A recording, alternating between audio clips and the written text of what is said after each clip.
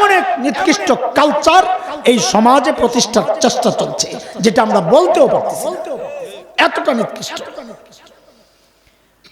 Gender দুইটা, gender বুঝেন তো না, নারী পুরুষ, লিঙ্গ বলি আমরা, কি আমরা লিঙ্গ পরিচয়। কোরআনের কথা লিঙ্গ কয়টা? ইয়া আইয়ুহান নাসু তাকু রাব্বাকুমুল্লাযী খালাকাকুম মিন নাফসিন ওয়াহিদাহ ওয়া খালাকা মিনহা যাওজাহা ওয়া বাসসা মিনহুমা রিজালান কাসীরান ওয়া নিসাআ। আল্লাহ মানুষ বানাইছেন, ওখান থেকে আমার বাবা আদম আর মা হাওয়া থেকে আল্লাহ পুরুষ আর মহিলা বানাইছেন। তৃতীয় লিঙ্গের কথা আল্লাহ বলে। জেন্ডার কয়টা ইসলামে? একটু বুঝেন বুঝেন, ছেলে আর তৃতীয় লিঙ্গ বলতে ইসলামে কিচ্ছু নাই। এই সমাজে যাদেরকে আপনারা তৃতীয় লিঙ্গ নামে চিনেন, এটা একটা ভুল শব্দ।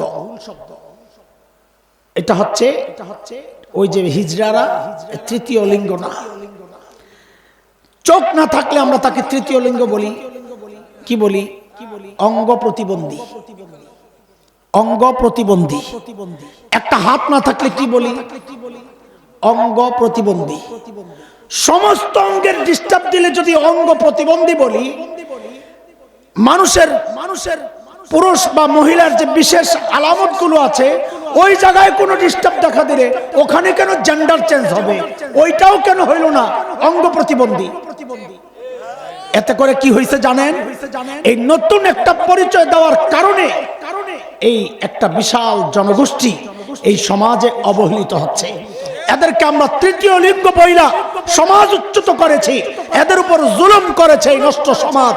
এরা জুলুমের শিকার হইয়া এখন রাস্তাঘাটে চাঁদাবাজি করতেছে, নোংরামি করতেছে।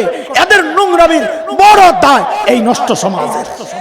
আমি কোরআন আল কারীমের ছোট্ট একটা সূরা তিলাওয়াত করেছি। আমার বিশ্বাস এখানে যারা আছেন অধিকাংশই এই সূরাটা জানেন। 3 আয়াতের এক সূরা। কাজেরা ছোট সূরা না বড় সূরা? একেবারেই ছোট, কিন্তু দেখতে ছোট, আসলে ছোট না। সাইজ ছোট, বিষয় ছোট না। ইমাম শাফিঈ রাহমাতুল্লাহি আলাইহি এই সূরাতুল আসর, এই সূরা সম্পর্কে ইমাম শাফিঈর একটা উক্তি আছে বড় ওজনের। ইমাম শাফিঈ বলেন রাহিমাহুল্লাহ, লাউ লাম ইয়ানজিল গায়রু হাযিহি সূরা লাকাফাতিন নাস লিআন্নাহা শামালাত জামিআ উলুমিল কুরআন। যে কোরআনের আর কোন সূরা নাজিল না হইয়া শুধুমাত্র যদি সূরাতুল আসর নাজিল হইতো, আর কিচ্ছু না আসতো, তো মানুষের হেদায়েতের জন্য এই একটা সূরাই যথেষ্ট ছিল। এত দামি সূরা এই সূরাতুল আসর। কেন? ইমাম শাফিঈ নিজেই বলেন, কারণ কোরআনের ভেতরকার যত কথা আছে, যত বিষয় আছে, সবগুলোকে সূরাতুল আসর নিজের পেটের মধ্যে নিয়ে নিছে। ইমাম শাফিঈর জমানায় তো মেমোরি কার্ড ছিল না, থাকলে উনি এভাবেই বলতেন। আমি এখন যেভাবে বলতে চাই, আমি বলি ইমাম শাফিঈর বক্তব্যকে সামনে রেখে যেন সূরাতুল আসর কোরআন আল কারীমের মেমোরি কার্ড। মেমোরি কার্ড অনেক বড় থাকে না ছোট থাকে? কিন্তু ভিতরে জিনিসও কম থাকে না অনেক থাকে? এই ছোট্ট একটা মেমোরি কার্ডের মধ্যে গোটা কোরআনের তিলাওয়াত, তরজমা, তাফসীর, শুধু তাই না, এমন অ্যাপসও আছে যে একটার মধ্যে কোরআনের সব কিছু তো আছেই। প্রত্যেকটা আয়াতের তিলাওয়াত বিশ্বের শ্রেষ্ঠ 20 জন কারির কণ্ঠে। টিপ দিলে কারির নাম আসে। এই আয়াত আপনি কোন কারির কণ্ঠে শুনতে চান, আয়াত টিপ দিয়ে ওই কারির নাম দিলে ওই কারি এই আয়াত তেলাওয়াত করতে থাকে। এত সুন্দর সুন্দর অ্যাপস আছে। এই ছোট্ট মেমোরি কার্ডের মধ্যে গোটা কোরআনকে যদি নেওয়া যায়, তো ইমাম শাফিঈও যেন ওই কথাটাই বলতে চাচ্ছেন যে সূরাতুল আসর ওই রকমই একটা কিছু, গোটা কোরআনের যা বিষয় এই সূরাতুল আসরের ভেতরে পাওয়া যায়। কয় আয়াতের সূরা? 3 আয়াত। বলেন কয় আয়াত? পড়েন তো আমার সাথে একটু। আউযু বিল্লাহি মিনাশ শাইতানির রাজীম।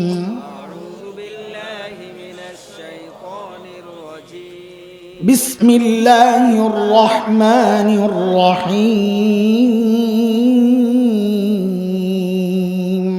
বিসমিল্লাহির রহমানির রহিম। ওয়াল আসর ইন্নাল ইনসানা লাফি খুসর إلا الذين آمنوا وعملوا الصالحات وتواصوا بالحق وتواصوا بالصبر. ছোট্ট সূরা, 3 আয়াতের সূরা, যার প্রথম আয়াতটা হচ্ছে ওয়াল আসর, মানে হচ্ছে আসরের কসম। এই বিষয়টা বুঝার আগে কসমের একটা মাসআলা বুঝে নেই। কসমের মাসআলা হচ্ছে আল্লাহর নাম ছাড়া কারো নামে কসম করা যায় না, হয়ও না। এই সমাজে কিছু প্রচলিত কসম আছে, মাথাটা শুয়ে কইলাম এটারও একটা কসম মনে করে, বুকটা শুয়ে কইলাম পোলাপাইন, হ্যাঁ আমার আমার আমার মরা মায়ের কসম। দুষ্ট পোলাপাইন তো আরেকটু আগায়, প্রেমের কসম। পিডা চিনোস? আল্লাহর নাম ছাড়া কোনো কসমের দাম নাই, এটা মানুষের জন্য। কিন্তু আল্লাহ তাআলা যে কসম খাইছেন, আল্লাহ নিজের নামের না মাখলুকের কসম খাইছেন। সূর্যের কসম খাইছেন, সকালের কসম খাইছেন, রাতের কসম খাইছেন, হ্যাঁ কিয়ামত দিবসের কসম খাইছেন, তিনের কসম খাইছেন, জৈতুনের কসম খাইছেন, তারপরে পবিত্র শহরের কসম খাইছেন।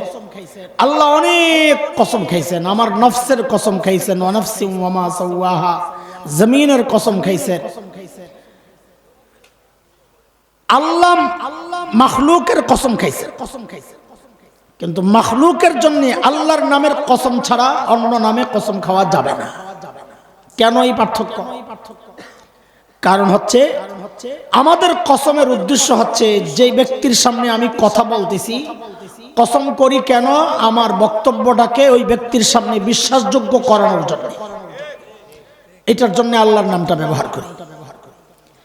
কিন্তু আল্লাহর কোনো বক্তব্য আমাদের সামনে বিশ্বাসযোগ্য করানোর জন্য আল্লাহর কসমের দরকার নেই। আল্লাহ যেভাবেই বলেন না কেন আমরা বিশ্বাস করতে বাধ্য। তাইলে আল্লাহ কসম কেন খান? এটা হচ্ছে বুঝার বিষয়। আল্লাহ আল্লাহর বক্তব্যকে বিশ্বাসযোগ্য করানোর জন্য কসম খান নাই। আল্লাহর কসমের অনেক কারণের মধ্যে একটা মৌলিক কারণ হচ্ছে আল্লাহ বুঝাতে চান, বান্দা আমি যেই শব্দের কসম খাইলাম, যে বিষয়ের কসম খাইলাম, এই বিষয়টা আমি অত্যন্ত গুরুত্বপূর্ণ বানাইছি, দামি বানাইছি, তুমিও এটার মূল্য দিও, এটার গুরুত্ব বুঝার চেষ্টা করো। যেমন সূরাতুল আসরের প্রথম আয়াতে আল্লাহ কসম খেয়ে বলছেন ওয়াল আসর, আসরের কসম। নিয়ম অনুযায়ী বুঝা গেল আল্লাহ আসরের কসম কেন খাইছেন। নিশ্চয়ই আসর আল্লাহর কাছে খুব দামি কোনো বিষয়, যার কারণে আল্লাহ আসরের কসম খাইছেন। কি সেটা? আমাদের এখান থেকে এক ভাই বলতেছিলেন বারবার আল্লাহ সময়ের কসম খাইছেন। তো আমার মনে আছে, কিন্তু আমি এখানে বলার জন্য ওইটা রেখে দিচ্ছি। আসর মানে কেউ কেউ বলেছেন সময়, কাল, কিন্তু আমরা আমাদের আলোচনাকে গুছানোর জন্য, বলার জন্য আজকে যে অর্থটা, ওখানেরই একটা অর্থ নিতে চাই, সেটা হচ্ছে আমার আপনার জীবনকালটা, হায়াত। তার মানে আমাদেরকে আল্লাহ যে জীবন দিয়েছেন এই জীবনটা আল্লাহর কাছে অনেক দামি। আল্লাহ যেন বলতে চাচ্ছেন, বান্দা আমি তো তোমাকে এই দামি জীবন দিলাম, তুমিও কিন্তু এটাকে দামি মনে করে কাজে লাগাইও, নাইলে কিন্তু বিপদ আছে। আমার হায়াতের দাম কত ভাই জানা আছে কিনা? আমার হায়াতের দাম কত, আমার জীবনের দাম কত? আচ্ছা আপনারা বলেন, এখানে তো অনেক স্মার্ট পোলাপাইন দেখা যায়, সর্বোচ্চ বেতন মাসিক কত শুনছেন বলেন? মাসিক বেতন সর্বোচ্চ কত শুনছেন? কথা নাই। 5 লাখ। আরে বাংলাদেশ বাদ দেন না, সারা দুনিয়া হিসাব করে কর না। এত কম শুনছেন আপনারা, আমি তো মনে করছি কোয়ালে বড় কিছু। আচ্ছা শোনে, ওদিকে কারো মাথা যায় নাই, ওই জন্য বলতেছে না, জানে, অনেকেই জানে। ওই যে ইউরোপিয়ান ফুটবল লিগ হয় পোলাপাইন, ওখানে যারা খেলাধুলা করে, এমন প্লেয়ারও আছে যারা সপ্তাহে কোটি টাকার উপরে পায়। সপ্তাহে যদি কোটি টাকার উপরে পায় তো মাসে কত? 4-5 কোটি বেতন। তাহলে 4-5 কোটি টাকা বেতনের চাকরি করা পাবলিক দুনিয়ায় আছে। বলেন তো এই চাকরিটা দামি চাকরি না কম দামি চাকরি? হ্যাঁ, কম দামি। আচ্ছা আপনাকে একটা কথা জিজ্ঞেস করি, একটু মনোযোগ দিয়ে শুরুর কথাগুলো একটু শোনেন। এই কাজটা যদি জায়েজ হইতো, ফুটবল খেলা,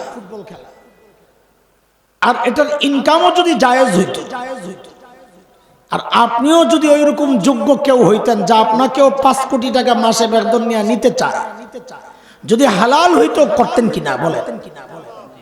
জোরে কোন। আমি তো করতাম ভাই, এই চাকরি কি স্যার, কত টাকা দরকার মাদ্রাসা চালাইতে। এইবার জোরে বলেন, এই চাকরি করতেন না করতেন না? চাকরিটা দামি না কম দামি? আপনার কাছে মাসে 1 কোটি টাকা ইনকাম, এটা আপনার কাছে অনেক দামি চাকরি মনে হচ্ছে, ছাড়ার কোনো রাস্তা নাই। অথচ আপনি আপনার হায়াতের দাম জানেন না। আমি আপনি যখন একবার বলবো সুবহানাল্লাহ, বলেন তো কয় সপ্তাহ লাগছে? হ্যাঁ, আপনি জানেন আপনার এই এক সুবহানাল্লাহর দাম কত? নবীজি সাল্লাল্লাহু আলাইহি ওয়াসাল্লাম বলেন, সাথে সাথেই জান্নাতে একটা গাছ লেগে যায়। এইবার যারা পড়ছে তাদের গাছ একটা লাগছে।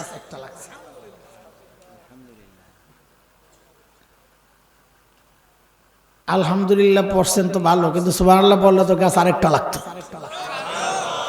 এইবার লাগছে আরেকটা।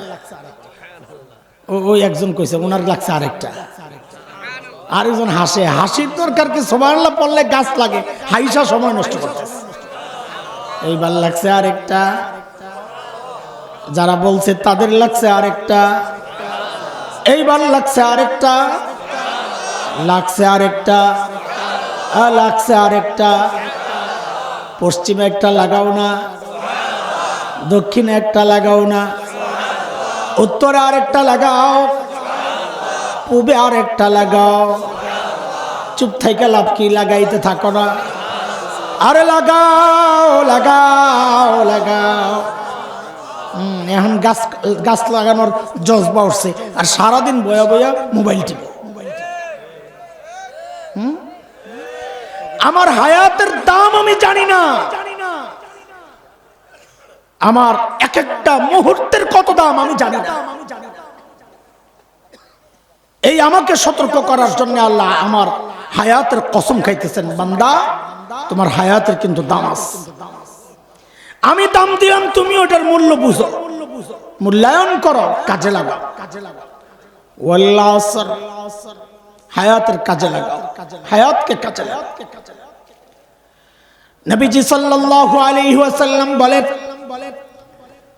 ইগতানিম খামসান ক্বাবলা খামস ওয়া শাবাবাকা ক্বাবলা হারামিক ওয়া সিহহাতাকা ক্বাবলা সাকামিক ওয়া গিনাকা ক্বাবলা ফাকরিক ওয়া ফারাগাকা ক্বাবলা শুগলিক।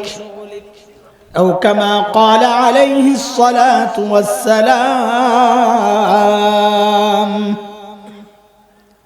নবীজি বলেন, হে আমার উম্মত, পাঁচটা নিয়ামত এমন আছে অনেক দামি, কিন্তু এগুলা স্থায়ী না, চলে যাবে। আমি তোমাকে বলছি, যাওয়ার আগেই তুমি তোমার এই নিয়ামতগুলোর কাজে লাগাও, এগুলাকে দামি, আল্লাহর পক্ষ থেকে দামি একটা উপহার মনে করো, কাজে লাগাও। হেলায় খেলায় নষ্ট করো না, থাকবে না। কয় নিয়ামত বলেন বলেন? এক নাম্বার, হায়াতাকা ক্বাবলা মাউতিক,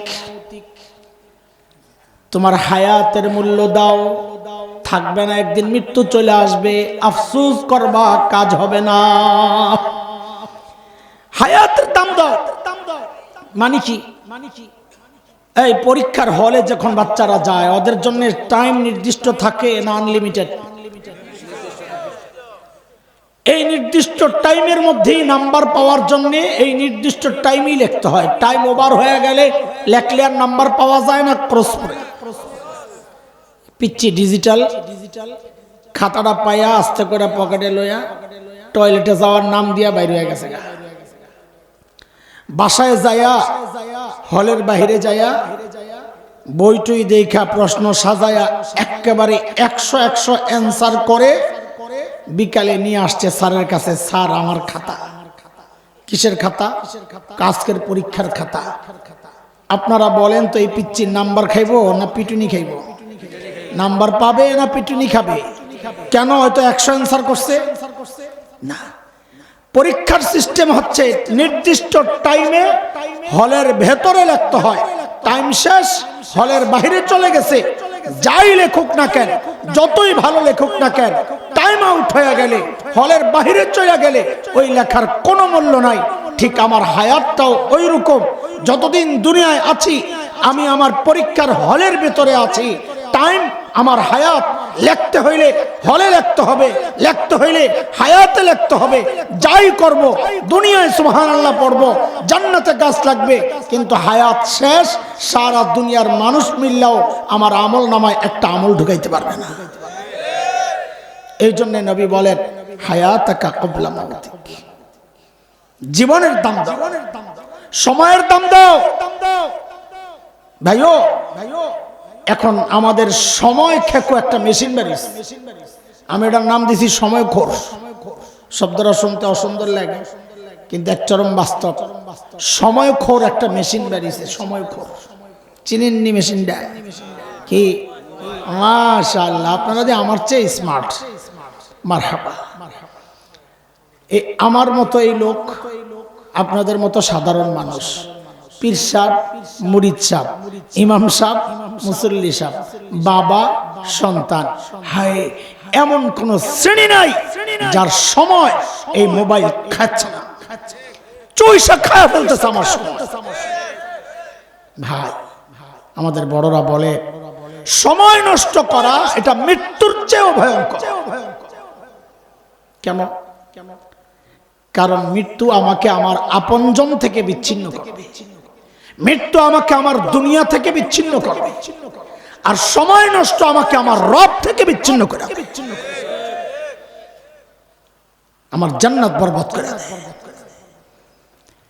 এই বিষয়ে কথা এতটুকুই থাক, পরের অংশটা বলি, দুইটাকে আবার একসাথে মিলাবো ইনশাআল্লাহ। নবীজি বলেছেন কয় নিয়ামতের মূল্য দেওয়ার জন্য।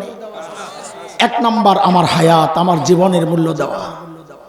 দুই নাম্বার, নবী বলেন শাবাবাকা ক্বাবলা হারামিক, যৌবনের মূল্য দাও বার্ধক্যের আগে আগে। যৌবন এখন আছে, তুমি তোমার পুঁজিকে সমৃদ্ধ করো। এরে আমার যুবক ভাই বন্ধুরা, যৌবনের শক্তি আছে, আমল করার ক্ষমতা আছে, করে নাও। একদিন আমল করতে মন চাইবে, কিন্তু শরীর সায় দিবে না।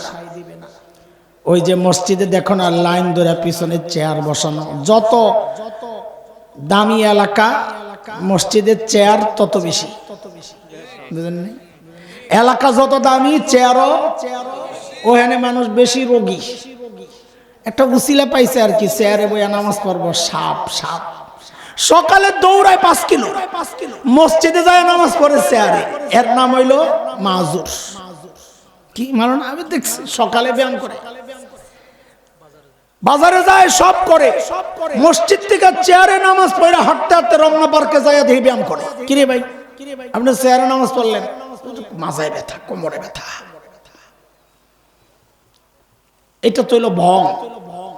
কিন্তু কিছু অরিজিনাল রুগী আছে না, কোমর ব্যথা, হাঁটু ব্যথা, নামাজ পড়তে পারে না, সেজদা দিতে পারে না, আছে না?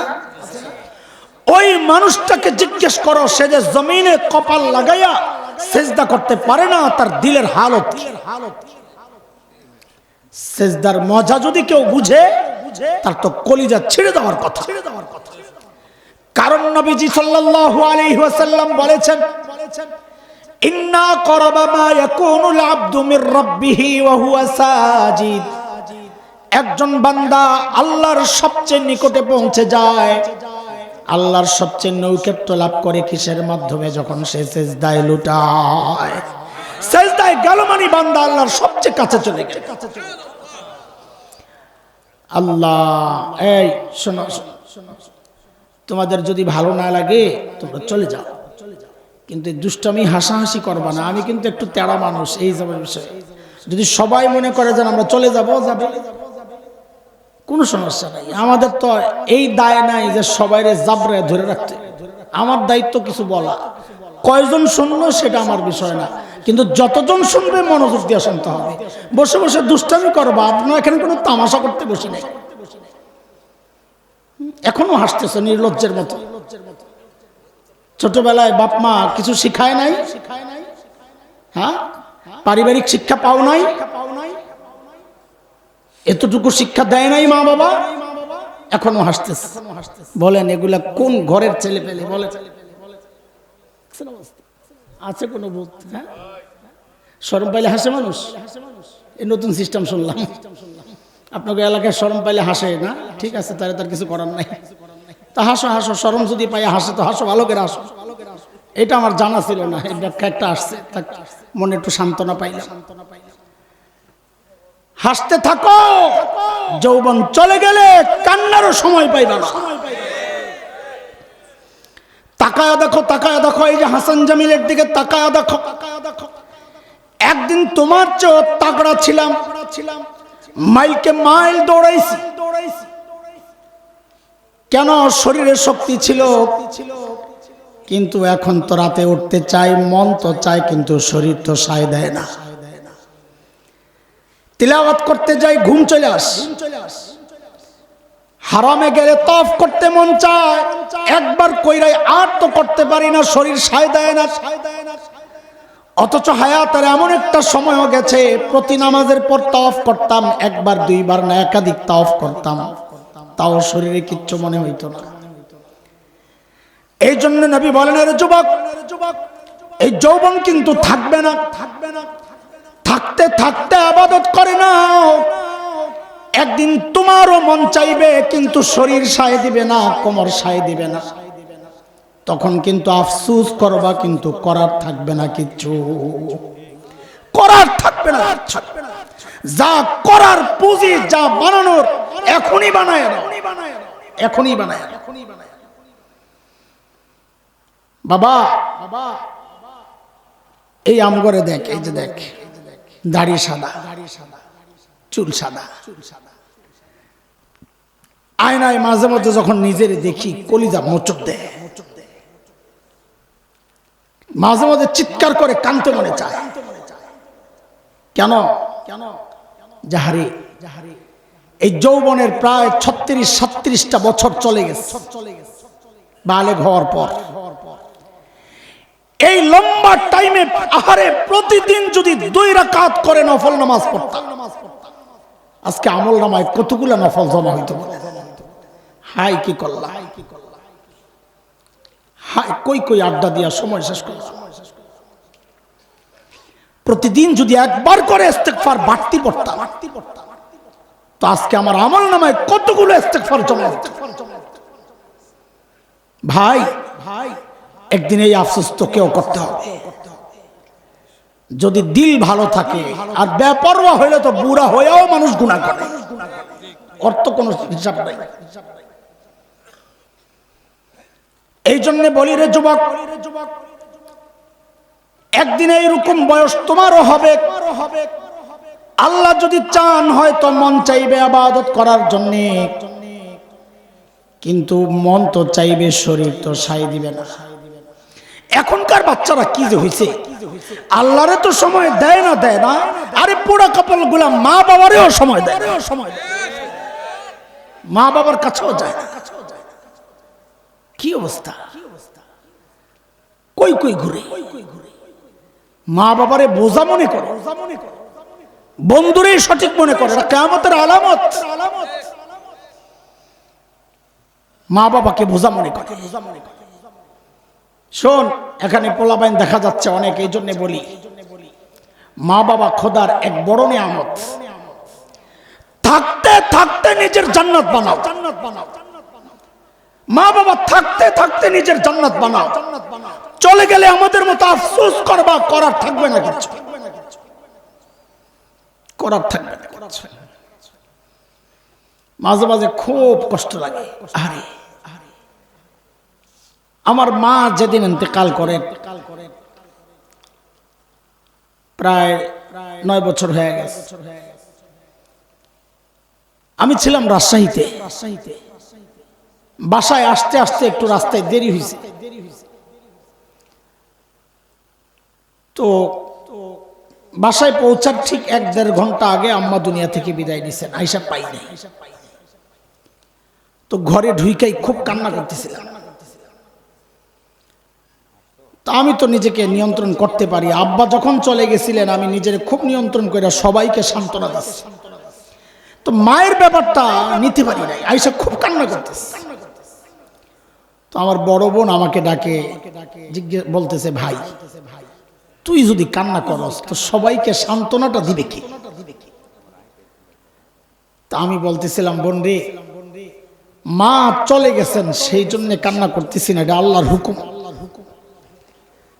একটা বিষয় আমাকে খুব পীড়া দিচ্ছে, বলে আম্মা যে চলে গেলে, এখন আমি কোথাও বিপদে পড়লে, মুসিবতগ্রস্ত হইলে, একটু আটকায় গেলেই তো দৌড়ায় আসতাম, মা একটু দোয়া করেন। আমার মা আমার জন্য আল্লাহর কাছ থেকে চাইয়া সরাসরি নিয়ে আসতেন। এখন আমি কার কাছে দোয়া চাই?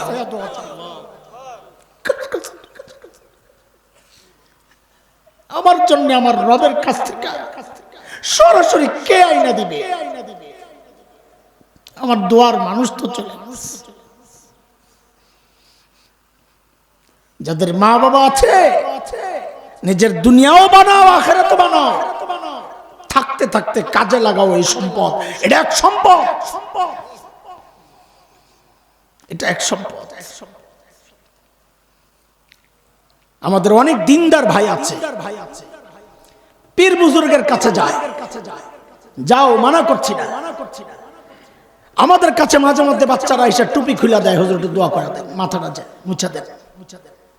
মাঝে মাঝে সুযোগ পাইলে বলি, এই শোনো, আমার মতো কোটি হাসান জামিল মিল্লাও তোমার মাথায় হাতাইলে যেই লাভ হবে, তোমার মায়ের, তোমার বাবার আদরের স্নেহের ওই হালকা পরশ তার চেয়ে অনেক বেশি কাজে আসবে, অনেক বেশি কাজে। তা মা বাবা এই জায়গা বড় স্পর্শকাতর জায়গা। এই যে আমাকে দেখতেছো, খুব যোগ্য মানুষ না, আল্লাহ চাঁদায় দিছে। কেন জানো? আমি এটা উপলব্ধি করি, আমার ওস্তাদদের দোয়া আর আমার মা বাবার দোয়ার ভেলায় বেশে বেশে আল্লাহ আমাকে চালাইতেছেন ভাষায়া ভাষায়া। বুজুর্গদের কাছে যাই, কিন্তু বুজুর্গদের কাছে যাই আর যেই স্টাইলে দোয়া চাই, আমি আমার মায়ের কাছে যাই ওই স্টাইলে দোয়া চাইতাম। আম্মা একটু মাথাটা হাতে দেন, একটু মাথাটা হাতে দেন, কিছু দোয়া করছে। একটা গল্প প্রায় শোনাই আমি বিভিন্ন বয়ানে বাচ্চাদেরকে বোঝানোর জন্য, যে কিভাবে ঢং করে দোয়া লইতে হয়, ঢং করতে হয় দোয়ার জন্য। আমার ছোট্ট একটা মেয়ে আছে, এখন তো বড় হয়ে গেছে, 8, 9, 10, 11 বছর হয়ে গেছে। যখন ছোট্ট 2-2.5 বছর, তো অন্য বাচ্চারা সকালে মাদ্রাসায় চলে যায়, ও একা হয়ে যায়। তো মা সকালে নাস্তা বানায়, আমি ঘুমাই, সকালে একটু ঘুমের অভ্যাস, সারা রাত কাজ থাকতে। তো একবার মার কাছে যায়, একবার আমার কাছে আসে, গুড়গুড় গুড়গুড় করে একা। এখন শেষ ভরসা আমি, মার কাছে গেলে তো দূরে নিতে যা, ভাগ ঘুমা যায়, শুয়ে থাক। তা আমি শেষ ভরসা। তো মাঝে মধ্যে কি করতো, আইসা গামছা একটা লইয়া টয়লা নাকের মধ্যে দিয়ে দিত, ঘুম উঠায় আর কি আমার। তো মিজাজ বিগড়ে যাইতো, মাঝে মাঝে উঠে দিত, ডিজিটাল পোলাপাইন তো বুঝে যে বাবার এইভাবে জাগায় মাইর খাওয়া লাগবে। তো একদিন দেখি কি আইসা আমার নাকটার সাথে নাকটা লাগাইয়া এরকম ঘষতেছে, মানে বুঝাইতেছে আব্বু আমি তোমারে জাগাইতেছি না, আদর করতেছি। তো ওর ডিজিটাল হইলে কি হয়েছে, আমি তো ডিজিটালের বাপ, আমি ওর বাপ না। আমি চোখ খুলি না, আমার বড় মজা লাগতেছে। আমি চিন্তা করি আমার চোখ খুললেই যাবে গা, সারাদিন ডাকলো আসা এই কাম করবো। আমি উল্টা আরো নাক ডাক দিই, আরো জোরে জোরে দেয়। হঠাৎ মনে পড়লো, হারি মা তো পাশের ঘরে, না জানি তারও এরকম মনটা চায় আমি তার ছেলে যাই এরকম আদর করি, আমার যেমন ভালো লাগতেছে তারও তো ভালো লাগার কথা। বাচ্চারা মা বাবার কাছে তো বড় হয়, বাচ্চাই থাকে। মনে পড়তেই লাভ দিয়ে উঠছি, এই পাগলামি গুলো করতাম। এই জন্য বলি দোয়া কেমনি নিছি দেখো। লাভ দিয়ে উঠাই মায়ের রুমে গেছে, মা চোখ বন্ধ করা ছিল, মায়ের সজাগ ছিলেন না জাগ্রত ছিলেন জানি না, চোখ বন্ধ ছিল। যাইয়া ওই আমার পিচ্চির মতো মায়ের নাকটার সাথে যায় এরকম নাকটা দিয়ে যখন ঘষা দিছি না, মা চোখ খুলে যখন দেখছেন বুড়া বেটা হাসার, আহা ওই দৃশ্যের কথা মনে করতে পারি না। মা লাভ দিয়ে উঠেই জড়াইয়া ধইরা হাউমাউ করে কান্না শুরু করছেন, তার কলিজা ঠান্ডা হয়ে গেছে। হাত উঠায় কাঁদতেছিলেন আর বলতেছিলেন, ও আল্লাহ, আমারে আদর করে মনি ডাকতেন, মনি, আল্লাহ আমার মনিরে দুনিয়া আখিরাতের বাদশা বানায়া দিও। সেই দোয়ার ভেলায় চইরা চলতেছি। কোন অন্যায় করলে মাফ চাইয়া নিজের রাস্তা পরিষ্কার করো, নিজের জান্নাত বানাও, নিজের দুনিয়া বানাও। ছোট্ট একটা আমল করে ফেলি নগদে। এখানে এমন বাচ্চা কে কে আছো যার বাবা এখানে আছে? এমন ছেলে কে কে আছো যার বাবা এখানে আছে? তোমাদের আব্বা নাই এখানে? এখন আর তাকায় না। তোমার আব্বা আছে? দাঁড়াও তো, এই দাঁড়াও, কার কার আব্বা আছে? দাঁড়াও। এখানে এই মজলিসে কার কার বাবা আছেন? আপনার বাবাও এই মজলিসে আছে? আরে বাপ রে বাপ, মাশাআল্লাহ, আরে অনেক আছে। আল্লাহ মারহাবা। প্রত্যেকে নিজের বাবার কাছে যান তো, প্রত্যেকে নিজের বাবার কাছে যান, প্রত্যেকে নিজের বাবার কাছে যান, যান যায়া পাউডি ধরেন, ধইরা জড়াইয়া ধরেন, পাউডি ধইরা বলেন, আল্লাহ বাবা আমারে মাফ করে দাও। ধরেন জড়াইয়া, জড়াইয়া ধরে বলেন, বাবা আমারে মাফ করে দাও। জোরে ধরো, বাবার পা জড়াইয়া ধরে বলে মাফ করে দাও। বুকে জড়ায় নেন, ধরো বাবার পা, ধরো বাবার পা, দুই হাতে জড়াইয়া ধরে পা, ধরে পা।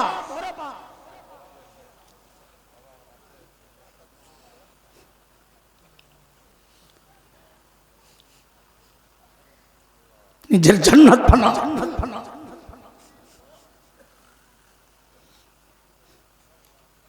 ভিতরে মেয়েরা, তোমাদের মা যদি থাকে, ধরো পা জড়ায়া মায়ের।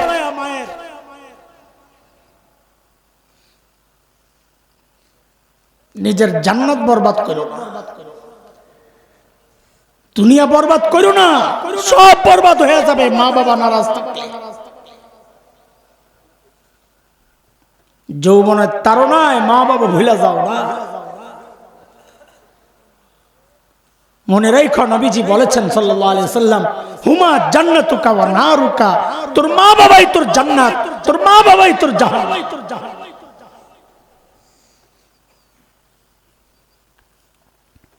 আর আমার মতো পোড়া কপাল, যাদের মা বাবা চলে গেছে, পাও ধইরা মাপ চাওয়ার সুযোগ যাদের নাই, তারা আল্লাহর কাছে মাফ চাও মা বাবার জন্য। যাদের মা বাবা দুনিয়ায় আছে তারা নিজের জান্নাত বানাও, যাদের মা বাবা দুনিয়া থেকে বিদায় নিয়েছে তারা মা বাবার জান্নাত বানাও। চোখের পানি ফালায়া ফালায়া বলো, রব্বির হামহুমা কামা রব্বায়ানি সগীরা, রব্বির হামহুমা কামা রব্বায়ানি সগীরা। যুবক, যৌবন নষ্ট করিস না, যৌবন নষ্ট করিস না। এখন শক্তি আছে, সামর্থ্য আছে, যা ইচ্ছা তাই করো। একদিন শক্তি সামর্থ্য থাকবে না, আল্লাহর আদালতে যখন দাঁড়াইবা আল্লাহ জিজ্ঞেস করবেন যৌবন কোন কাজে লাগাইছিস। এখন তো মন চাইলেই ফেসবুক ওপেন করো। খোদার কসম খায়া বলছি, প্রত্যেকটা লাইকের হিসাব আল্লাহর আদালতে দেওয়া লাগবে, প্রত্যেকটা কমেন্টের হিসাব আল্লাহর আদালতে দেওয়া লাগবে, প্রত্যেকটা মুহূর্তের হিসাব আল্লাহর আদালতে কিন্তু দেওয়া লাগবে। আল্লাহর আদালতের সামনে দিয়া যখন যাব, কোন কোন সৌভাগ্যবান তো এমন আল্লাহ তার ডান হাতে আমল নামাটা খালি ধরাইয়া কইব যা জান্নাতে চলে যা, কিন্তু এমন পোড়া কপালও পাওয়া যাবে, কোরআনে আসছে, যাদেরকে আল্লাহ থামায়া দিবেন। কি বইলা?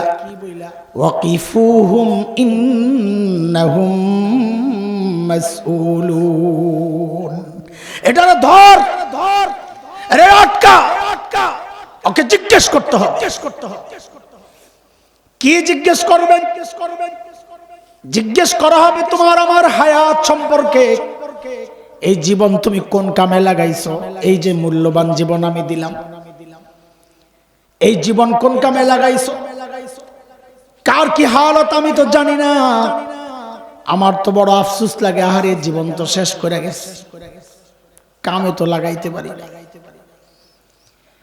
2 নাম্বার প্রশ্ন হবে যৌবন কোন কামে লাগাইছো? এর যুবক, আমার আর তোমার যৌবনের প্রত্যেকটা মুহূর্তের হিসাব আল্লাহর আদালতে দেওয়া লাগবে। হিসাব যদি দিতে না পারি ঠিকঠাক মতো, যখন পরিষ্কার হয়ে যাবে আমি যৌবন ঠিক মতো কাজে লাগাই নাই, হায়াত কাজে লাগাই নাই, যা জানতাম মানি নাই, কামাই করেছি অবৈধ, খরচও করেছি অবৈধ, এই 5টা বিষয় যখন পরিষ্কার হয়ে যাবে আমি ঠিক মতো করি নাই, সাথে সাথেই শুরু হয়ে যাবে আল্লাহর অ্যাকশন। ওই যে তখন আল্লাহ তাআলা কি বলবেন জানেন? বাম হাতে আমল নামা দিয়েই বলবেন, ওয়ামতাজুল ইয়াওমা আইয়ুহাল মুজরিমুন। এরে অপরাধী, দুনিয়ায় আমার নেককার বান্দাদের সাথে ওঠা বসা ছিল, আমি কিন্তু কিচ্ছু বলি নাই। আজকে আর আমার নেককার বান্দাদের সাথে থাকার কোনো সুযোগ নাই। তুই আলাদা হয়ে যা, তুই আলাদা হয়ে যা। কই যাবে? জান্নাতীরা জান্নাতের দিকে, তুই জাহান্নামে যা। কিন্তু জাহান্নামে যাবে কেমনে? হয়তো অন্ধ। ওই যে আমার আশরাফ আলী ভাই বলে গেছে, ওয়ামান আ'রাদা আন যিকরি ফাইন্না লাহু মাঈশাতান দানকা ওয়া নাহশুরুহু ইয়াওমাল কিয়ামাতি আ'মা।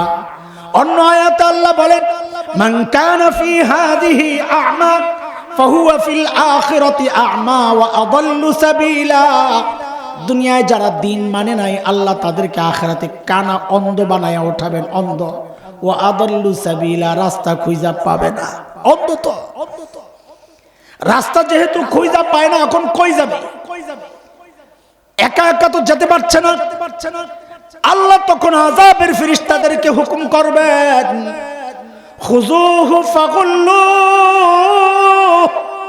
সুম্মাল জাহিমা সাল্লুহু সুম্মা ফি সিলসিলাতিন যারউহা 70 যিরাআন ফাসলুকু, এগুলারে ধর, বেরি পড়া, টাইনা হাসাইনা জাহান্নামে ফেলা।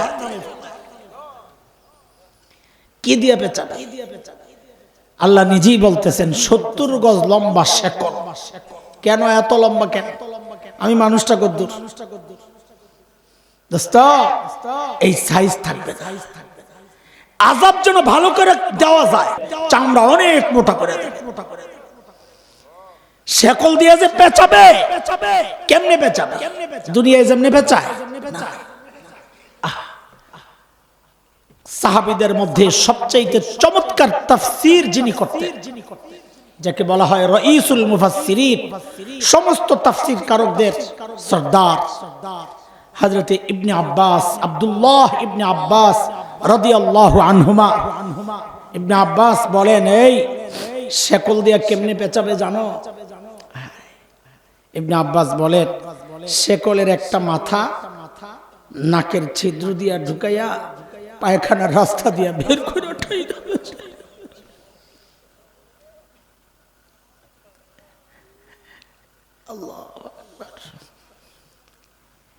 ফালাবেও কোথায়? জাহান্নাম কি বিশাল বিস্তৃত জায়গা, ছোট্ট গাদাগাদি কইরা। ওয়াইজা উলকু মিনহা মাকানান দায়িকা মুকাররানিন, ছোট্ট জায়গায় গাদাগাদি কইরা সবদিকে ফালাইবো বান্দা। বান্দা তখন চিৎকার করতে থাকবে। কি বইলা? আল্লাহ বলতেছেন, দাউ হুনালিকা সুবুরা, চিৎকার করে করে বলবে, আল্লাহ আর তো সহ্য হয় না, আমারে মৃত্যু দিয়া দাও, আল্লাহ মৃত্যু দিয়া দাও, আর সইতে পারতেছি না। আল্লাহর পক্ষ থেকে জবাব আসবে, লা তাদউল ইয়াওমা সুবুরান ওয়াহিদা ওয়াদউ সুবুরান কাসীরা। মৃত্যু একটা কেন চাস? বেশি বেশি চাস কেন? মৃত্যু চাওয়ার উপলক্ষ তো একটা না, বারবার আসবে, বারবার আসবে। এটার জন্য ওই আয়াতেরই ব্যাখ্যা। কেউ কেউ চিন্তা করে জাহান্নামের আগুনের এত তাপ শুনি তো ফালাইলে তো লগে লগে মইরা ছাই হয়ে যাবো। আল্লাহ কয় না, বিষয় এমন না। কি?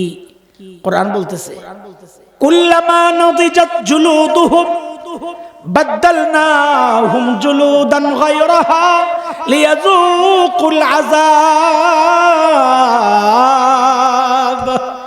আল্লাহ কয় চামড়া একটা পুইরা শেষ, আমি আল্লাহ আবার নতুন চামড়া লাগাই আবার জ্বালাবো।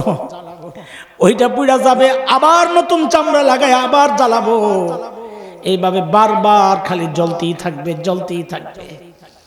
এরে আল্লাহর বান্দা, এরে আমার মা, এরে যুবক, এই ভয়ঙ্কর শাস্তির মুখোমুখি যদি হতে না চাই তো আল্লাহর ওয়াস্তে গুনাহ ছেড়ে দেই। জীবন কাজে লাগাই, হায়াত কাজে লাগাই, যৌবন কাজে লাগাই, গুনাহ ছেড়ে দেই। আশ্চর্য লাগে, আশ্চর্য লাগে। চুল পাইকা সাদা হয়ে গেছে, এখনো গুনাহ ছাড়তে পারে না। না, গ্রামে গঞ্জে যখন মাহফিল করে বিভিন্ন জায়গা থেকে, নীরব জায়গাগুলো থেকে যখন ফেরত আসে, ওই যে এলাকার বাজার থাকে, দেখা যায় রাত গভীর কিন্তু একটা চায়ের দোকান খোলা। ওই চায়ের দোকানের টেলিভিশন চলতেছে। শ্রোতা কারা? অধিকাংশই চুলদাড়ি পাকা বুড়া বাবা। কিরে ভাই, আয়নায় দেখেন না? ও মা, আয়নায় দেখেন না চুল যে পাকছে, দাড়ি যে সাদা হয়েছে, আয়নায় দেখেন। এটার মানি জানেন না? ওলামাদেরকে জিজ্ঞেস করে, ওলামাদেরকে জিজ্ঞেস করে এই চুল দাড়ি এগুলো সাদা মানি কি? পড়ছি তো, পড়ছি না, ওই জন্য আয়নায় দেখলে যখন দেখি চুল দাড়ি সাদা, মাঝে মাঝে কলিজাটা মোচড় দিয়া ওঠে, কারণ এর অর্থ জানি, এটার অর্থ জানি।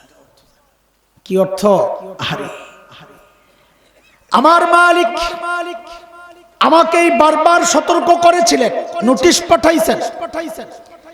আমার সামনে গাছের পাতাটা ঝরাইয়া আমাকে সতর্ক করেছিলেন, এরে হাসান জামিল, যে জিনিস ধরে ওই জিনিস কিন্তু ঝরে, একদিন তুইও ঝইরা যাবি, আমি কিন্তু সোজা হই নাই।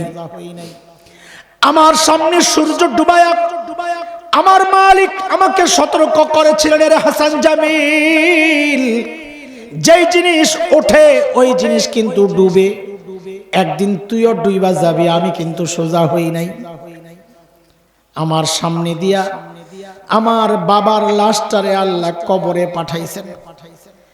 আমারে আমার রব সতর্ক করেছিলেন, রে হাসান জামিল, একদিন তোর সন্তানের সামনে দিয়াও তোর লাশটা কবরে যাবে।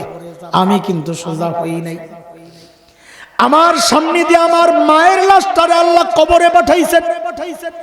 আমি দাঁড়ায় দাঁড়ায় চোখের পানি ঝাড়তেছিলাম। আমার রব আমারে সতর্ক করেছিলেন, রে হাসান জামিল, একদিন তোর সন্তানের সামনে দিয়াও তোর লাশটা যখন কবরে যাবে, তোর বাচ্চাগুলা দাঁড়ায়া দাঁড়ায়া আব্বু আব্বু বলে চিৎকার করতে থাকবে। দরজার আড়াল থেকে বিবি চিৎকার করতে থাকবে। আপনজন বুক চাপড়াইতে চাপড়াইতে পেছন দিয়া বিদায় দিতে থাকবে। এই দৃশ্যগুলো আমারে বারবার আল্লাহ দেখাইয়া সতর্ক করেছিলেন। আমি যখন সোজা হই নাই, এইবার শুরু হয়ে গেছে শরীরের মধ্যে ডাইরেক্ট অ্যাকশন। এরে বাবা, এই চুল দাড়ি সাদা মানি বুঝেননি? চুল শরীরের একটা অংশ, দাড়ি শরীরের একটা অংশ। চুল দাড়ি সাদা মানি শরীরের একটা অংশের মৃত্যু শুরু হয়ে গেছে। যে কোনো মুহূর্তে মালাকুল মউত আল্লাহর হুকুম পাওয়া মাত্র খাপ করে ধইরা রোহটারে টাইনা চায়া বাইর করে লয়ে যাবে। হেরে যুবক, তুই কিন্তু এমনটা মনে করিস না যে আমার তো চুল দাড়ি পাকে নাই, আমার সময় লম্বা পড়ে আছে, আমার লম্বা সময় পড়ে আছে, আমি নিজেকে শুধরে নিতে পারবো। অনেকেই এই চিন্তা, এই ধোকায় অনেকে আছে। এই ধোকায় আমিও তো ছিলাম, আমিও ছিলাম এই ধোকায়। লম্বা সময় পরে আছে, ঠিক করে নিব না, আমল করে নিব না রে বাপ, না। বিষয়টা এমন নাও হইতে পারে, উল্টাও হইতে পারে। কত বাবাকে দেখছি সন্তানের লাশ কাঁধে নিয়ে গোরস্থানে যায়, দেখেন নাই? বাবার আগে সন্তান মারা যায়, এমন কোন দৃশ্য দেখেন নাই জীবনে? সেটা যে আমার বেলায় ঘটবে না তার কি গ্যারান্টি? হ্যাঁ, আমি সহ এই মজলিসে আমরা যারা বসে আছি, এমনটাও তো হতে পারে যে এই মজলিসে এমন কেউ আছে, সে বসে আছে এখানে, হাসতেছে, তামাশা করতেছে, কিন্তু তার খবর নাই ইতিমধ্যেই তার কাফনের কাপড়টা দোকানে চলে আসছে, সে জানেও না। যে কোনো মুহূর্তে বাড়ির দিকে রওনা দিবে। আরে ভাই, দোকানের যে কাফনের কাপড়টা আছে, এটা কি কোনো শিয়ালের কাফনের কাপড়? হ্যাঁ, কোন কুকুরের কাফনের কাপড়? কোন মানুষের তো না। সেই মানুষটা আমি না, আপনি না, এটার কি গ্যারান্টি? বলে কেমনে হাসতেছি আমি, কেমনে তামাশা করতেছি আমি সহ। আমি নিজেকেই বলি আমি বড় আসামি। আমি সহ আমাদের অধিকাংশের চেহারার দিকে তাকাইলে মনে হয় না এই মানুষটার আখিরাতের কোনো চিন্তা আছে। উদাসী। কেন রে ভাই, কেন? অথচ আল্লাহর নবীর সাহাবীরা জান্নাতের গ্যারান্টি পাওয়া। হযরতে আবু বকর জান্নাতের, হযরতে ওমর জান্নাতের। আরে হযরতে ওমর তো খালি জান্নাতের গ্যারান্টি পাওয়া না, নবী যে জান্নাত ঘুরে আসছেন, সাইয়েদনা ওমরের বাড়িটাও দেখে আসছেন। অথচ এই মানুষগুলো আখিরাতের চিন্তায় কি করতেন জানে? হযরত ওমর যখন মৃত্যু সজ্জায় মসজিদে নববীর ফ্লোরে পড়ে আছে, বিষাক্ত খঞ্জর দিয়া চালাইছে এক অগ্নি পূজারী আবু লুলু নাম। বিষক্রিয়ায় হযরত ওমর বেহুশ। হুশ ফেরার পর কিছু কথাবার্তা বলছেন, ওযুর পানি চাইছেন, একজনের কাপড় ঠিক করছেন, টাকনোর নিচে ছিল। এরপর কি করছেন জানেন হযরত ওমর? আচ্ছা, হযরত ওমরের জান্নাতে যাওয়ার ব্যাপারে কারো কোনো সন্দেহ আছে? কেন নাই? কারণ নবীজি বলেছেন ওমারু ফিল জান্নাহ, ওমর জান্নাতি। নবীজি বলেছেন আমি ওমরের বাড়িটা জান্নাতে দেখছি, কি যে সুন্দর বাড়ি, আমার মন চাইছিল একটু বাড়িটার ভেতরে ঢুকি নাই। ওমর যদি আবার মাইন্ড করে, দেখছেন মানুষের রুচির মূল্য দেওয়া উচিত, একজন মানুষ স্বভাব কেমন এইটার মূল্য দেওয়া উচিত। আল্লাহ বানাইছেন যেমন, রাগী মানুষ যেহেতু, আত্মমর্যাদাওয়ালা মানুষ যেহেতু ওমর, আমি ঢুকি নাই। একমাত্র সাহাবী যাকে আল্লাহর নবী আল্লাহর কাছ থেকে ভিক্ষা করে আনছেন, ভিক্ষা, আল্লাহ ওমরের হেদায়েত চাই, আল্লাহ ওমর রে দাও, আল্লাহ ওমর রে দাও, সেই ওমর মৃত্যু সজ্জায় মারা গেলে শহীদ তো হয়েছেনি, জান্নাতে যাবেনি, এটার মধ্যে কোনো সন্দেহ আছে? অথচ ওমর কি করছেন জানেন? মসজিদে নববীর ফ্লোরে নিজের গালডারে রাইখা, মাটি টাইলস আর মোজাইক না, গালডারে মাটির মধ্যে রাইখা এরকম ঘষতেছিলেন আর কাঁদতেছিলেন আর বলতেছিলেন, ওয়াইলুন লাকা ইয়া ওমর ইন লাম ইয়াগফির লাকা রাব্বুক। ওমর, তোমার রব যদি তোমারে ক্ষমা না করে, তোমার জন্য ভয়ঙ্কর বিপদ কিন্তু অপেক্ষা করতেছে। ওমরের জন্য যদি ভয়ঙ্কর বিপদ অপেক্ষা করে, আমি আপনি কোন চাই? ওমর তো জান্নাতের গ্যারান্টি পাওয়া। আমাকে আপনাকে কে গ্যারান্টি দিছে যে আমাদের মৃত্যুর যন্ত্রণা হবে না? আমাকে আপনাকে কে গ্যারান্টি দিছে যে আমাদের কবরের আযাব হবে না? কে গ্যারান্টি দিছে যে জাহান্নামের আযাব হবে না? বলেন, কোন ভরসায় এই উদাস জিন্দেগি চলতেছে? বলেন। ওই জন্য আল্লাহ আমাকে আপনাকে সতর্ক করছেন, এরে বান্দা, ওয়াল আসর, তোর হায়াতের কিন্তু দাম আছে, তোর জীবনের কিন্তু দাম আছে।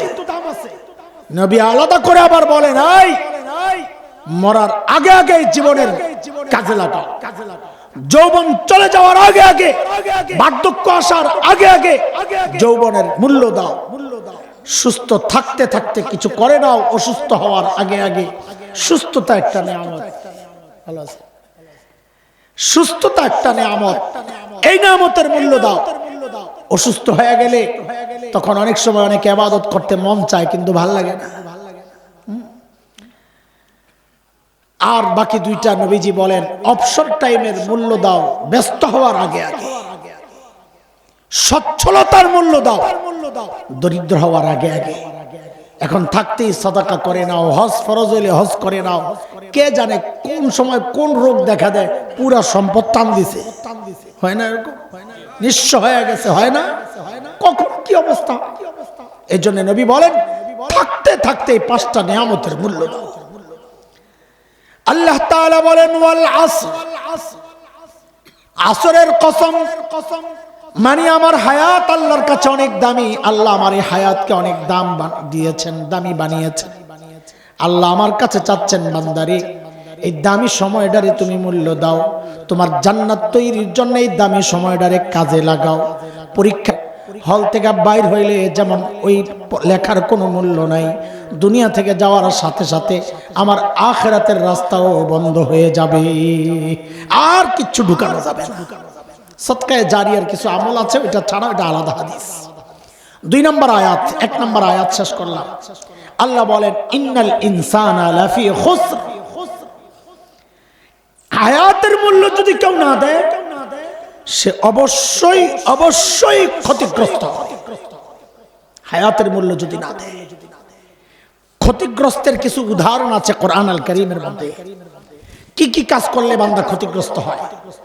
একটা আয়াতে শয়তান 4টা চ্যালেঞ্জ করেছে। আমি এই 4টা অপকর্মের মাধ্যমে আপনার বান্দাকে বিভ্রান্ত করব। আল্লাহ বলে দিয়েছেন, আমি সতর্কতা এই নোটিশ জারির পরেও যদি কোনো বান্দা তোর চক্রান্তে ফেসে যায়, তা আমিও জানাইয়া দিচ্ছি ওই বান্দা ক্ষতিগ্রস্ত হয়ে যাবে। কয়টা বিষয় আল্লাহ বলেন, ওয়ালা উদিল্লান্নাহুম ওয়ালা উমান্নিয়ান্নাহুম ওয়ালা আমুরান্নাহুম ফালা ইউবাত্তিকুন্না আযানাল আনআম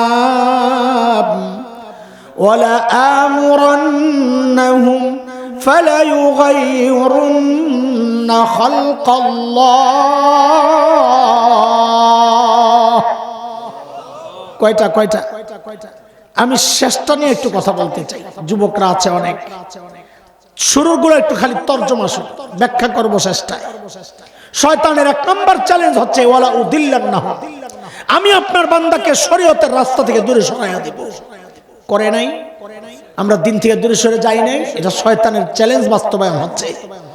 2 নম্বর, আমি লোভ দেখায়া দেখায়া তারে দুনিয়ার মধ্যে এমন ভাবে চড়াইয়া দিব সে আখিরাত ভুলে যাবে। 3 নম্বর, এটা একটু বলা লাগবে হালকা, শয়তানের এক ভয়ঙ্কর চ্যালেঞ্জ হচ্ছে ওয়ালা আমুরান্নাহুম ফালা ইউবাত্তিকুন্না আযানাল আনআম, আমি আপনার বান্দাকে হুকুম করব তারা যেন চতুষ্পদ জন্তুর কান ছিদ্র করে। চতুষ্পদ জন্তুর কান কেন ছিদ্র করে? এক সময় যারা জীবজন্তুর পূজা করত, গরুর পূজা করেন অনেকে, তো ওরা ওই চতুষ্পদ জন্তুর কান ছিদ্র করে একটা নিশানা লাগাইয়া দিত যে এটা আমার, আমি এটার পূজা করি, এটারে কেউ জবাই করে খাইও না। এটা একটা শিরকি ব্যাপার, এটা শয়তানের কাজ। কিন্তু বিষয় কি শোনেন, ছোটবেলায়, এখন তো এগুলো কমে গেছে। এক সময় আমরা মাদ্রাসার জন্য কোরবানির ঈদের দিন চামড়া কালেকশন করতাম, ছিল না এক সময় খুব। এখন তো চামড়ার দাম নাই, ওই জন্য আর ওই অত গুরুত্ব দেওয়া হয় না। এক সময় মাদ্রাসাওয়ালারা চামড়াটাই ছিল মাদ্রাসার আয়ের একটা বড় উৎস।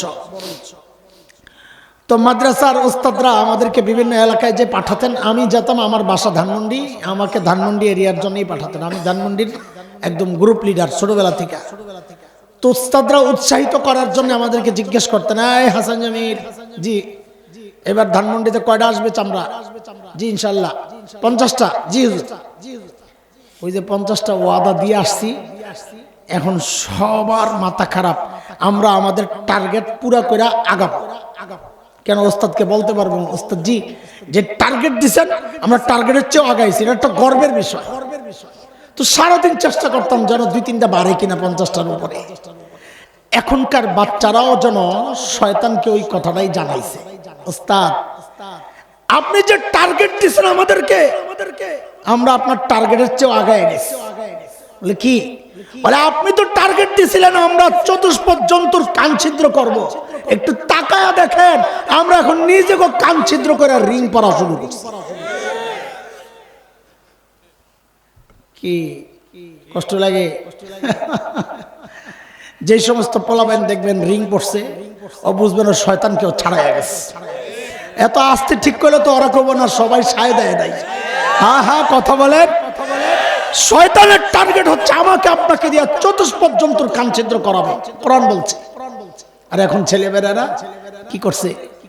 নিজের কান ছিদ্র করছে। তার মানে শয়তানের টার্গেট চেয়েছে নিজেকে আগায়া দিচ্ছে। ওই যে মাঝে মাঝে দুষ্টামি করে বলি আর কি, হাদিসে আসছে নবীজি বলেছেন সাল্লাল্লাহু আলাইহি ওয়াসাল্লাম, ওমর আপনি যেই রাস্তায় থাকেন ওই রাস্তায় শয়তান থাকে না। আমি বলি এখনকার পোলাপাইনও যে রাস্তায় থাকে শয়তান থাকে না। বাকি ওমরের মতো কারণ একটা না, ওমর যে রাস্তায় থাকতেন শয়তান থাকতো না ডরে। আর এখনকার পোলাপাইন যে রাস্তায় থাকে শয়তান থাকে না, দরকার মনে করে না। বস আপনি থাকতে আমি আর যাই কি করব? এতটা নষ্ট হয়ে গেছে এই সমাজ। হ্যাঁ, আল্লাহ আল্লাহ আমাদেরকে হেফাজত করেন, আল্লাহ আমাদের বাচ্চাগুলোর হেফাজত করেন। 4 নম্বর শয়তানের চ্যালেঞ্জ, ওয়ালা আমুরান্নাহুম ফালা ইউগাইয়িরুন্না খালকাল্লাহ,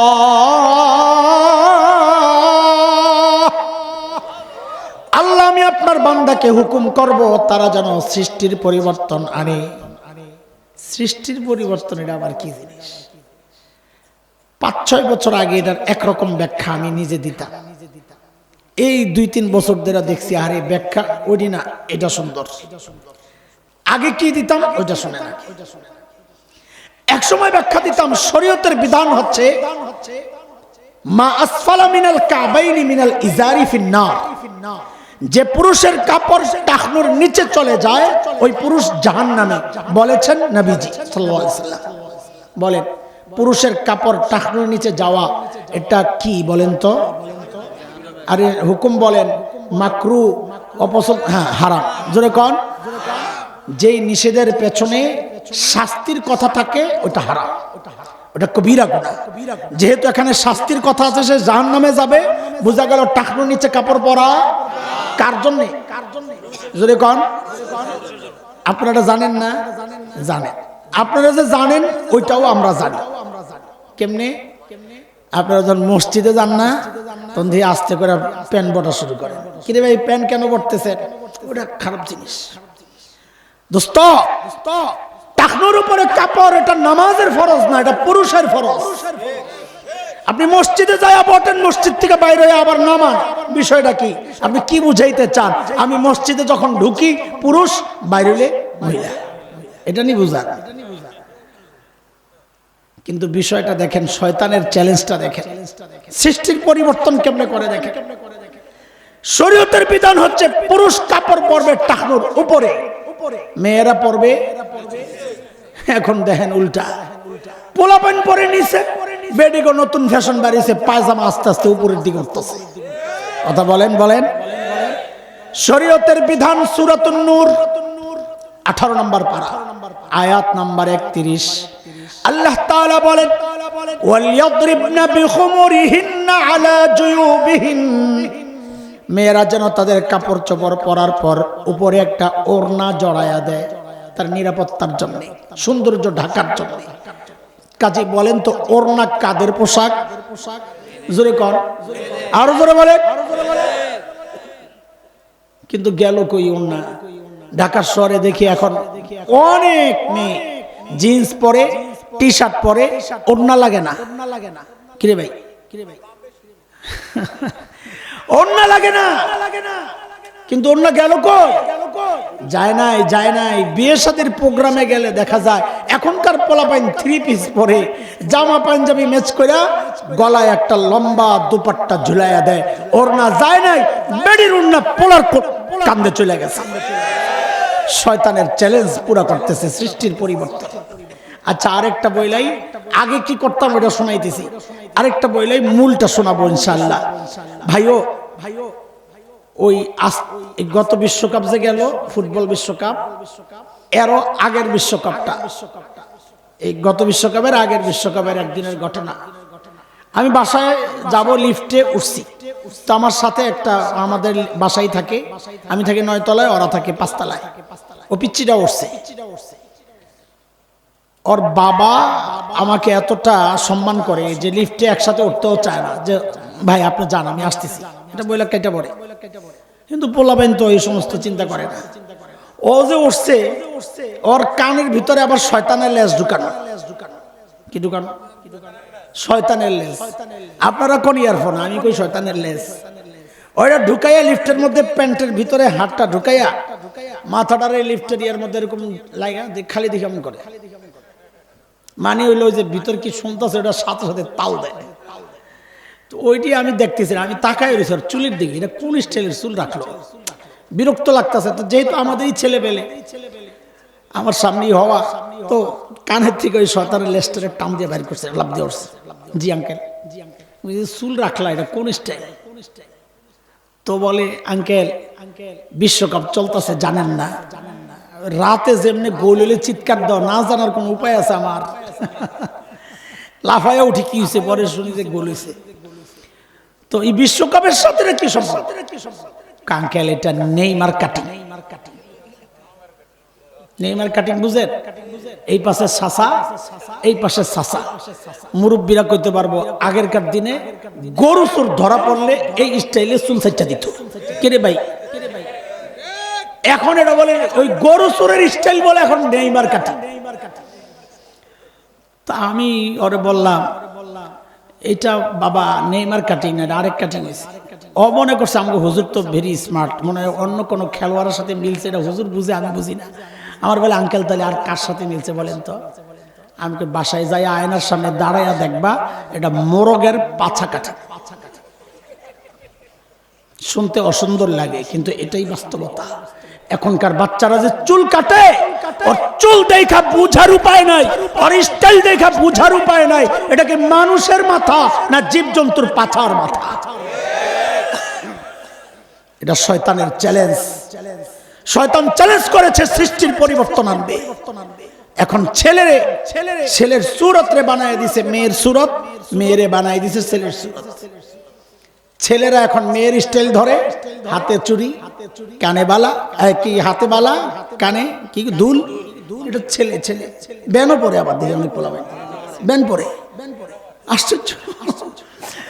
আবার মেয়েরা হচ্ছে এখন ছেলে মতো, ছেলেরা যা করে সে এখন ওই যে ইউনিভার্সিটিতে ভিতর দিয়ে ঢুকতে হয়তো আমার বাসায় যাই, যেই মায়েরা খারে খারে বিড়ি টানে, কি অবস্থা, সমাজের অবস্থাটা দেখে। মেয়েরা এখন প্রকাশ্যে সিগারেট খাচ্ছে, এগুলো সব শয়তানের শয়তানি, সে নিজেও বুঝে না। এই ব্যাখ্যা তো আগে দিতাম, কিন্তু গত কয়েক বছর দেখলাম এই ব্যাখ্যা না, এর চেয়ে ভালো ব্যাখ্যা এখন আমাদের সামনে চলে আসছে। কি? সৃষ্টির পরিবর্তনের সবচেয়ে কার্যকর যে উদাহরণ আমাদের সামনে বর্তমানে, সেটা হচ্ছে ট্রান্সজেন্ডার। এখানে বহু মুরব্বী আছে এই শব্দের সাথে পরিচিত না, বিষয়ের সাথেও পরিচিত না। বিষয়টা একটু সংক্ষেপে বলি, আমি ভাইঙ্গা বলতেও পারবো না। কেন? আমাদের ছোট্ট ছোট্ট কচিকাচারা আছে, মা বোনরা আছে, আমাদের বলতেও লজ্জা লাগে। এমন এক নিকৃষ্ট কালচার এই সমাজে প্রতিষ্ঠার চেষ্টা চলছে, যেটা আমরা বলতেও পারতেছি না, এতটা নিকৃষ্ট। জেন্ডার দুইটা, জেন্ডার বুঝেন তো না, নারী পুরুষ, লিঙ্গ বলি আমরা, কি আমরা লিঙ্গ পরিচয়। কোরআনের কথা, লিঙ্গ কয়টা? ইয়া আইয়ুহান নাসু তাকু রাব্বাকুমুল্লাযী খালাকাকুম মিন নাফসিন ওয়াহিদাহ ওয়া খালাকা মিনহা যাওজাহা ওয়া বাসসা মিনহুমা রিজালান কাসীরান ওয়া নিসাআ। আল্লাহ মানুষ বানাইছেন, ওখান থেকে আমার বাবা আদম আর মা হাওয়া থেকে আল্লাহ পুরুষ আর মহিলা বানাইছেন। তৃতীয় লিঙ্গের কথা আল্লাহ বলেন। জেন্ডার কয়টা ইসলামে? একটু বুঝেন, ছেলে আর তৃতীয় লিঙ্গ বলতে ইসলামে কিচ্ছু নাই। এই সমাজে যাদেরকে আপনারা তৃতীয় লিঙ্গ নামে চিনেন, এটা একটা ভুল শব্দ। এটা হচ্ছে ওই যে হিজড়ারা তৃতীয় লিঙ্গ না। চোখ না থাকলে আমরা তাকে তৃতীয় লিঙ্গ বলি। কি বলি? অঙ্গ প্রতিবন্ধী। অঙ্গ প্রতিবন্ধী। একটা হাত না থাকলে কি বলি? অঙ্গ প্রতিবন্ধী। সমস্ত অঙ্গের ডিস্টার্ব দিলে যদি অঙ্গ প্রতিবন্ধী বলি, মানুষের পুরুষ বা মহিলার যে বিশেষ আলামত গুলো আছে, ওই জায়গায় কোনো ডিস্টার্ব দেখা দিলে ওখানে কেন জেন্ডার চেঞ্জ হবে? ওইটাও কেন হইল না অঙ্গ প্রতিবন্ধী? এতে করে কি হয়েছে জানেন? এই নতুন একটা পরিচয় দেওয়ার কারণে এই একটা বিশাল জনগোষ্ঠী এই সমাজে অবহেলিত হচ্ছে। এদেরকে আমরা তৃতীয় লিঙ্গ বইলা সমাজ উচ্চত করেছি, এদের উপর জুলুম করেছে এই নষ্ট সমাজ। এরা জুলুমের শিকার হইয়া এখন রাস্তাঘাটে চাঁদাবাজি করতেছে, নোংরামি করতেছে। এদের নোংরামির বড় দায় এই নষ্ট সমাজের। আপনারই তো মেয়ে, আপনারই তো ছেলে, ছাড়লেন কেন তাকে? তাকে যদি আদর যত্নে রাখতেন, সে তো একটা অসুস্থ রোগী, তাকে আদর যত্নে রাখলে, সামাজিক ভাবে তার সম্মান থাকলে সে যায় ওই নোংরামি করতো না, সে বাড়িঘর ছাইরা চলে যেত না। কিন্তু হিজড়া আর ট্রান্সজেন্ডার এক জিনিস না। হিজড়া হচ্ছে শারীরিক প্রতিবন্ধী, ট্রান্সজেন্ডার হচ্ছে মানসিক প্রতিবন্ধী। আমি সংক্ষেপেই বুঝাইতেছি, একটা বিস্তারিত বলাও যাচ্ছে না, সময়ও নাই, অনেক কিছু বুঝবেনও না। একটু ছোট্ট করে বিষয়টা বলি। ট্রান্সজেন্ডার কি জিনিস? একটা ছেলের সব ছেলে একদম সব কিছু ঠিক আছে, কিন্তু তার মন বলতেছে সে মেয়েদের সাথে থাকার চেয়ে ছেলেদের সাথে তার থাকতে মন চাচ্ছে। তার কেমন কেমন জানি লাগতেছে, নিজেকে ছেলে ছেলে মনে হচ্ছে না। বর্তমান এই পশ্চিমা বিশ্ব বলে তার মন যেটা বলে ওইটাই সে। আল্লাহ তাকে ছেলের শরীরের মধ্যে মেয়ের মন ঢুকায়া দিছে, তার মানে আল্লাহর সৃষ্টির মধ্যে ভুল করছে, সে আসলে মেয়ে। এখন কি করতে হবে? তার ছেলের যে পুরুষের যে আলামত গুলো আছে এগুলা কাটাছেড়া করে তাকে মহিলা বানায়া দিবে। এটা হচ্ছে ট্রান্সজেন্ডার। আসলে বিষয়টা কোন জায়গায় গন্ডগোল জানেন? সমকামিতা। এটা শুধু ইমান বিধ্বংসী কোনো কালচার না, এটা সমাজ বিধ্বংসী কালচার। ছেলে ছেলে সংসার করা, এটা কি আপনারা সমাজে মেনে নিবেন? বলতেও তো কেমন লাগতেছে। মেয়ে মেয়ে সংসার করা মেনে নিবেন? নিবেন না। আপনি যেহেতু মেনে নিবেন না, পশ্চিমারা একটা নতুন তরিকা বের করছে, ছেলে ছেলেকে দিয়েই সংসার করাবে, এক ছেলেরে কাটছাট কইরা ওরা মেয়ে বানাবে। এই যে মেয়ে হইছে, আল্লাহ কি বলেন? আল্লাহ বলেন লা তাবদীলা লিখালকিল্লাহ, আমার সৃষ্টির পরিবর্তন সারা দুনিয়ার চিকিৎসা বিজ্ঞানী একসাথে হইয়াও করতে পারবে না। আল্লাহ চ্যালেঞ্জ করছে একটা, তুমি করছো আরেকটা, আপনারা কোনটা বিশ্বাস করবেন? আল্লাহটা না এই সমস্ত ভণ্ড চিকিৎসা বিজ্ঞানীদের? তার মানে এই ছেলে কিন্তু ছেলেই রয়ে গেল না। এই ছেলে যখন আরেক ছেলের সাথে বিয়ে হবে, বিয়ে হচ্ছে হবে, তখন কি ছেলে আর মেয়ে সংসার না ছেলে ছেলে সংসার? সমকামিতা কিভাবে ছড়াচ্ছে খেয়াল করছেন? রাষ্ট্রীয়ভাবে এটাকে স্বীকৃতি দেওয়ার চেষ্টা হচ্ছে। ওই দিকে গেলে অনেক লম্বা হয়ে যাবে, আমি আর যাচ্ছি না। এটা শয়তানের একটা ধোঁকা, শয়তানের চ্যালেঞ্জ ছিল, ওয়ালা আমুরান্নাহুম ফালা ইউগাইয়িরুন্না খালকাল্লাহ, সৃষ্টির পরিবর্তন। এটা কার চ্যালেঞ্জ? আর আল্লাহর কি চ্যালেঞ্জ? পারবি না। আর আল্লাহর চ্যালেঞ্জ? পারবি না। আল্লাহ তাআলা বলেন ওয়াল আসর ইন্নাল ইনসানা লাফি খুসর।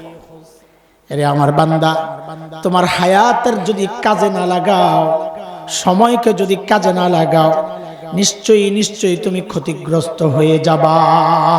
এখন ক্ষতিগ্রস্ত হতে চাই না সফল হতে চাই? কে কে সফল হতে চাই দেখি তো? আল্লাহু আকবার। আল্লাহ কবুল করেন, আমিন। সফলতা পাওয়ার জন্য তরিকা হাত ওঠানো না। সফলতা পাওয়ার তরিকা কিনা? হাত ওঠানো না। এটা আপনাদের দিলের হালত জানলাম। সফলতা পাওয়ার তরিকা আল্লাহ নিজে 4টা কর্মসূচি দিয়ে দিয়েছেন। কয় কর্মসূচি? আল্লাহ বলেন ইল্লাল্লাযীনা আমানু ওয়া আমিলুস সালিহাত ওয়া তাওয়াসাউ বিল হাক্কি ওয়া তাওয়াসাউ বিস সবর। বলেন তো কর্মসূচি কয়টা? 1 নম্বর কর্মসূচি, তোমার ঈমান বাঁচাও, ঈমান ঠিক করো। কি ঠিক করতে হবে? এক ভয়ঙ্কর ফিতনা চলছে বর্তমান বাংলাদেশে, সারা দুনিয়ায়। আমাদের যদি সময় থাকতো, সারা রাত বৈশা বৈশা আপনাদের চোখে আঙ্গুল দিয়ে দিয়ে দেখাইতাম আপনার ঘরের মধ্যেই কি চক্রান্ত চলছে আপনার ঈমান শেষ করার। বাঁচাইতে হবে না হবে না? ঈমান বাঁচাইতে হবে না হবে না? এই যে ওয়াজ মাহফিল করতেছেন, মাদ্রাসা করেছেন, হজ করেন, এটা করেন ওইটা করেন, সারা জিন্দেগি কাবা ধইরা কাইন্দা, এরপরে যদি ঈমান ছাড়া কবরে যান, জান্নাতে যাবেন না জাহান্নামে? সারা জিন্দেগি গুনাহ করেছেন, ঈমানটা নিয়ে কবরে গেছেন। আল্লাহ বলেন ইন্নাল্লাহা লা ইয়াগফিরু আন ইউশরাকা বিহি ওয়া ইয়াগফিরু মা দুনা যালিকা লিমান ইয়াশা। কোন কোন মুহাক্কিক বলেছেন শয়তান সবচেয়ে বেশি আঘাত পাইছে এই আয়াতটা শুনে। এই আয়াত শুনে শয়তান সবচেয়ে বেশি আঘাত পাইছে। কি আছে আয়াতে?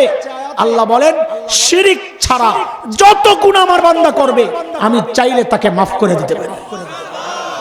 তার মানে ঈমানটা নিয়ে যদি কবরে যাওয়া যায়, আল্লাহ চাইলে আমাকে মাফ করে জান্নাত দিয়ে দিবেন। এটা কি শয়তানের সহ্য হয়? যেহেতু সহ্য হয় না দোস্ত, শয়তানের চূড়ান্ত টার্গেট হচ্ছে আমাকে আপনাকে বেঈমান। ঈমান বাঁচাতে হবে কিনা? ওই কোরআন আল কারীমের 15 নম্বর পারার একটা সূরা আছে, সূরাতুল কাহফ। নাম শুনছেন? আহারে পোড়া কপাল। সূরাতুল কাহফ শুক্রবারে পড়লে সারা সপ্তাহ আল্লাহ এমন একটা নূর দিয়ে দেন যে সে যেটা দেখে হক দেখে, ভুল পথে চলে না। আবার দাজ্জালের ফিতনা থেকেও আল্লাহ বাঁচায়া দেন। কিন্তু উম্মত তো সূরা কাহফ পড়ব থাক দূরের কথা, সূরা কাহফই তো চেনে না। আফসোস আফসোস। ওই সূরা কাহফ যাদেরকে নিয়ে, আসহাবে কাহফ, যুবকদের একটা দল, ইজ আওয়াল ফিতয়াতু ইলাল কাহফ, যে যুবকরা ঈমান বাঁচানোর জন্য গুহায় আশ্রয় নিয়েছিল। কোথায় কোথায়? আমাদের বুজুর্গরা বলেন, এরে ভাই, এই জমানায়ও ঈমান যদি বাঁচাতে চাও তো গুহায় আশ্রয়। কোথায়? গুহা মানে ওই পাহাড়ের গুহা না, এখনকার গুহা আলাদা। এখনকার গুহা কি বলে? ঈমান যদি বাঁচাতে চাও, যদি বয়স বেশি হয় তাহলে বয়স্কদের একটা চলমান মাদ্রাসা আছে, দাওয়াত তাবলীগের মেহনত, বলে ওই মেহনতে ঢুইকা যাও, তাবলীগ নামক গুহায় ঢুইকা তুমি তোমার ঈমানকে বাঁচাও। এটা যদি না হয়, 2 নাম্বার গুহা, কোন আল্লাহওয়ালা হক্কানি বুজুর্গ, এমন কারো খানকা, কারো দরবার, কোন বুজুর্গের সান্নিধ্যে চলে যাও, ওইটা তোমার জন্য একটা গুহা, ঈমান বাঁচাও। আর বাচ্চারা বড়রাও পারে, শরম লাগে যাবে না। আরেকটা বড় গুহার নাম হচ্ছে এই যে মাদ্রাসা, যে মাদ্রাসার উদ্যোগে সুন্দর আয়োজন, এই মাদ্রাসাগুলো হচ্ছে ঈমান বাঁচানোর একটা গুহা। দেখেন 3টা গুহা বললাম, দাওয়াত তাবলীগের মেহনত, আল্লাহওয়ালাদের খানকাগুলো, ওই ভণ্ডদের না 3 নাম্বার হচ্ছে আমাদের এই কওমি মাদ্রাসা। এই যে 3টা গুহা বললাম, আমি অন্য কোন গুহাকে অস্বীকার করছি না। আমি এই 3 গুহার ভেতরে ঢুকেছি, আমি দেখেছি এই গুহার ভেতরে সাপ বিচ্ছু নাই, এই গুহার ভেতরে ভাগ বল্লুক নাই, আপনি ঢুকলে নিরাপদ থাকবেন। আরো গুহা থাকতে পারে, আমি সেখানে ঢুকি নাই, ওইটার সন্ধান আমি আপনাকে দিব না। কারো কাছে যদি ঈমান বাঁচানোর অন্য কোন গুহা সন্ধানে থাকে, আপনি দাওয়াত দেন ওই গুহার। আমি আপনাকে খাটো করছি না, কেউ যেন আমাকে ভুল না বোঝেন, খালি নিজেদেরটাই কইলেন। আরো তো জায়গা আছে, আরো তো রাস্তা আছে। ভাই, অন্য রাস্তায় আমি চলি নাই, অন্য রাস্তায় ঢুকি নাই, অন্য গুহায় যেতে ঢুকি নাই। আমি আমার আরেক ভাইকে ওই অজানা গন্তব্যে আমি যেতে বলবো না। আমি যে গুহার নিরাপদ মনে করেছি, আমি নিজে ঢুকেছি, ওই গুহার সন্ধান আমি আপনাকে দিচ্ছি। ঈমান যদি বাঁচাতে চান, এই 3টা গুহার যে কোনো একটা আশ্রয় নেন, আল্লাহ তাআলা এই উসিলায় আমার আপনার ঈমানের হেফাজত করবেন ইনশাআল্লাহ। কর্মসূচি কয়টা ভুলে গেছেন? 1 নাম্বার ঈমান বাঁচাও, ঈমান ঠিক করো। 2 নাম্বার ওয়া আমিলুস সালিহাত, সাথে নেক আমলও করো। আল্লাহ যা হুকুম করেছেন মানো, যা নিষেধ করেছেন ছাড়ো, এটা হচ্ছে নেক আমল। 3 নাম্বার হচ্ছে এই উম্মতের একটা বড় দায়িত্ব, নিজেই ঠিক রাস্তায় চলবা না, আরেকজনকে এই ঠিক রাস্তার দাওয়াত দাও। ওয়া তাওয়াসাউ বিল হক, হকের দাওয়াত দাও। এটা একটা পরীক্ষিত বিষয়, যে যত বেশি হকের দাওয়াত দিবে, যেই আমলের প্রতি যত বেশি দাওয়াত দিবে, ওই আমলে সে নিজে ততটা যত্নবান হবে। আপনি নামাজের দাওয়াত দিতে থাকেন, দেখবেন আপনার নামাজ পাল্টায় গেছে, আপনি নামাজের ব্যাপারে যত্নবান হয়ে গেছেন। এটা কুদরতের ফয়সালা, এটা পরীক্ষিত আমল। হযরত থানভী রাহমাতুল্লাহ আলাইহি বলতেন, আমি আমার মধ্যে কোন রোগ অনুভব করলে, আত্মিক রোগ, ওই বিষয়ে আমি বেশি বেশি বয়ান করি। এটা তার চিকিৎসা। আমার রোগ নিয়ে আমি বেশি বেশি বয়ান করি। কেন? আমি দেখছি আমার রোগ নিয়ে আমি বেশি বেশি বয়ান করলে আমার থেকে ওই রোগ চলে যায়। এটা একটা চিকিৎসা পদ্ধতি। কাজে যার যে দুর্বলতা আছে, ওই দুর্বল পয়েন্টে আরেকজনকে দাওয়াত দেন, আল্লাহ নিজের আমলকে শুধরাইয়া দিবেন ইনশাআল্লাহ। দাওয়াতি কাজ করব, এটা আরেকটা কর্মসূচি। 4 নম্বর কর্মসূচি শেষ। দাওয়াত দিতে গেলে, দিনের উপর চলতে গেলে সামাজিক বাধা আসবে, রাষ্ট্রীয় বাধা আসবে, নেতার বাধা আসবে, কত কিছু যে আসবে, কত কিছু মোকাবেলা করে আপনাকে চলতে হবে। তার একজন ঘাবড়ায়া যেতে পারে, পাশের মানুষটা যেন ঘাবড়ায় না যায়, তাকে বুঝাতে হবে। অথবা সবর, ভাই ধৈর্য ধরো, দিনের রাস্তা এটা কাটা বিছানো রাস্তা, চলতে হবে, বিদ্ধ হব। নবীরা সবচেয়ে বেশি বিদ্ধ হয়েছেন, কিন্তু আমাদের গন্তব্য জান্নাত। জান্নাত পর্যন্ত বসলে আমাকে রক্তাক্ত হতে হবে, ঘাম ঝরাতে হবে, মাল ঢালতে হবে, জীবন দিতে হবে, এগুলা তাকে বুঝাতে হবে। এই 4 কর্মসূচি যে পালন করবে, আল্লাহ বলেন সে সফল। যদি না করে, ইন্নাল ইনসানা লাফি খুসর, আল্লাহ বলেন সে অবশ্যই ক্ষতিগ্রস্ত হবে। আমরা যেন চূড়ান্ত সময়ে সফলতার যে আল্লাহ তাআলা যে আলামতগুলো বলেছেন, কর্মসূচি দিয়েছেন, এগুলো পালনের মাধ্যমে ওই যে শুরুর কথা, আল্লাহর আদালতে যখন দাঁড়াবো, তখন যেন বিব্রত হতে না হয়, ওই ভয়ঙ্কর আযাবের মুখোমুখি হতে না হয়। আল্লাহ তাআলা আমাদের জীবনকে ওইভাবে সাজানোর তৌফিক দান করেন। যেই মাদ্রাসাটা আপনাদের অনেক আন্তরিকতার কথা আমরা শুনেছি, আরও আন্তরিক হবেন আশা করি। রাস্তার পাশের যে জায়গাগুলো দেখেছি, কাদের জায়গা জানি না, মুরগির ফার্ম একটা দেখেছি। আপনারা এলাকাবাসী মিলেমিশে দেখেন রাস্তা পর্যন্ত মাদ্রাসার জায়গাটা একটু টাইনা আনা যায় কিনা, তো সুন্দর হবে, একটা সুন্দর প্রতিষ্ঠান হবে। আমাদের মন ডাকতেছে, আপনাদের দিল আছে, মন আছে, এটা শুনেছি। আমরা চাইবো আপনারা এই মাদ্রাসার সহযোগী হইয়া মাদ্রাসাটাকে আগায় দিবেন ইনশাআল্লাহ তাআলা। আল্লাহ তাআলা আমাদেরকে কবুল করেন, আমিন। ওয়া আখিরু দাওয়ানা আলহামদুলিল্লাহি রাব্বিল আলামিন।